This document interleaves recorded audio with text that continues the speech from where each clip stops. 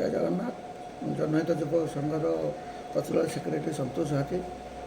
आसंता काली वरिष्ठ नागरिक मंच खैरा अन्य संगठन माने सौम्यरंजन मृत्युर जो क्राइम ब्रांच तदंत दौर अवहेला जो नहीं निष्पत्ति नि खैरा बंद डाकरा निष्पत्ति नि 9 तारीख को यह संपूर्ण भाव जनहित युवक संघ समर्थन करुच्ची।